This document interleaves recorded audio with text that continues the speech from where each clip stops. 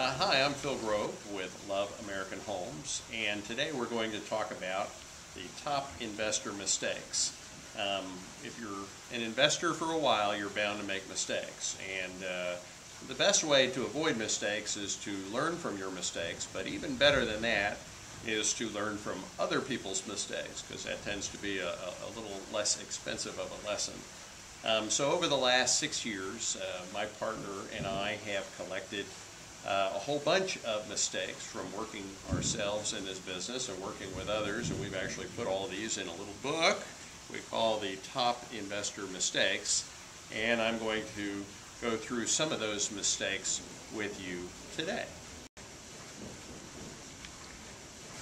Another common mistake I wanted to talk about today is kind of the big realtor question. A lot of people that want to become real estate investors also think that they do or do not need to become realtors.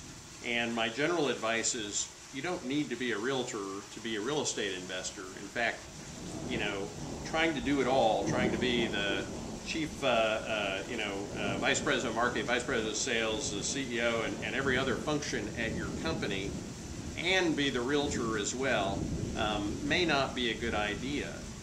Becoming a realtor is a job in and to itself, and certainly real estate investors need to work with realtors because realtors have the ability to access the MLS to determine what properties are worth and to sell your properties maybe more efficiently than you can as an investor.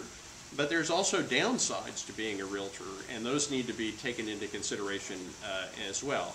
For example, if you are a realtor and somebody wants to sell a house that's already represented by a realtor, you can't talk to them. You cannot engage in a conversation to potentially buy a house from somebody who's already represented by a realtor, unless you're not a realtor yourself.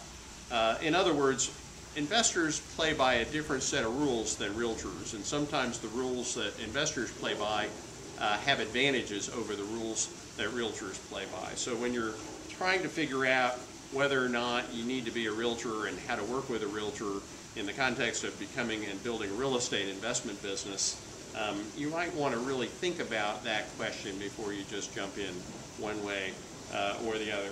If you'd like to know a lot more about to be or not to be a realtor as you're building a real estate investment business, we've got a little product we've built, the Top Investor Mistakes, and you can check this out on our website. In the meantime, I'm Phill Grove, Love American Homes.